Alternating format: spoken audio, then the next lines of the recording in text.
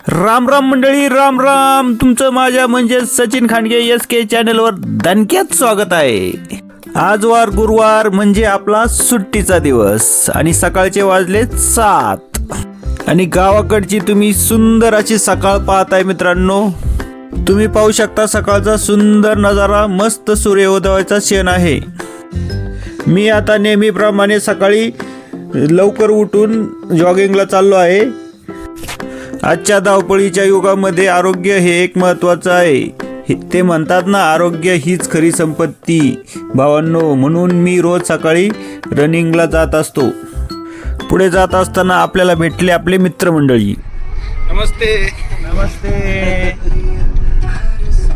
गुरुवार असल्यामुळे ते चालले होते श्री क्षेत्र सौरंग्या दत्त मंदिरात.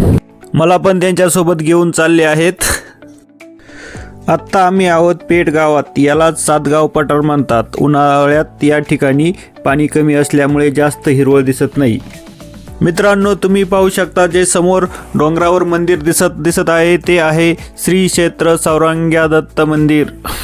आपण लवकर आल्यामुळे गर्दी कमी आहे. दुपारच्या आरतीला खूप गर्दी असते या ठिकाणी. आम्ही आता गाडी लावून चाललेलो आहे पायी वर मंदिराकडे. डोंगरवर चढत असताना तुम्ही पाहू शकता किती सुंदर असा नजारा बाजूला पाहू शकता आणि किती छान असं सुंदर दृश्य या ठिकाणाहून दिसत आहे. आम्ही खालीच गाडी लावल्यामुळे पायी चाललेलो आहे वरती. आम्ही मित्रांसोबत वेळ कसा जातो हे कळत नाही. मोकार धिंगाणा मस्ती करत आम्ही मंदिरापर्यंत आलेलो आहेत.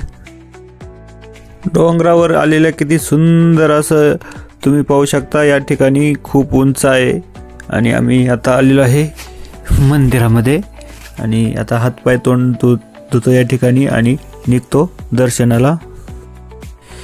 किती सुंदर असं मंदिर आहे या ठिकाणी आणि पायऱ्यावर चढून आल्यावर आपण डायरेक्ट मंदिरामध्ये जातो आणि मंदिरामध्ये प्रसाद वाटण्याचे काम होते. मी पण प्रसाद घेतला आणि चाललो मंदिराच्या गाभाऱ्यात. अवधूत चिंतन श्री गुरुदेव दत्त.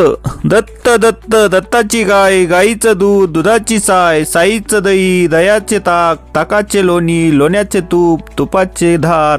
दत्त दत्त दत्ताची गाय. दर्शन घेऊन बाहेर आल्यावर खूप छान अशा डोंगररांगा दिसतात. निसर्गात वसलेले हे दत्त मंदिर तुम्ही पाहू शकता. समोर डोंगरावर ढगच उतरले आहे. माझा असा काही प्लॅन नव्हता, पण मित्रसोबत असल्यामुळे देवदर्शनही सकाळी लवकर झाले. खूप दिवसापूर्वी ते रस्ता नव्हता, त्यामुळे लोक सर्व पायी यायचे. तुम्ही पाठीमागे पाहू शकता हे आमचे मित्रमंडळी आहे सर्व आणि तेच आज मला या ठिकाणी घेऊन आलेले आहेत. आणि या ठिकाणी आम्हाला एक कुत्र्याचं पिल्लू पण दिसलेलं आहे. माझ्या मित्राला हे ठिकाण खूप आवडले आहे, त्यामुळे तो बोलला मी इथंच राहतो.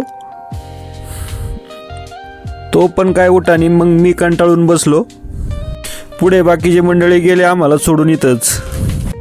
कसा बसा म्हणावला तेव्हा तो कुठं जायला तयार झाला आणि आता आम्ही निघालो आहे परतीच्या प्रवासाला. तुम्ही पाहू शकता हे गावाकडचं ठाकर समाजाची वस्ती या ठिकाणी आहे. अजून पण ते मागासलेले आहे, त्यांचा पण विकास व्हायला हवा.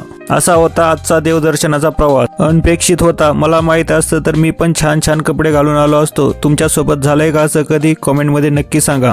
मग आम्ही मॅकडॉनल्डमध्ये नाश्ता करून गेलो घरी. चॅनलला लाईक आणि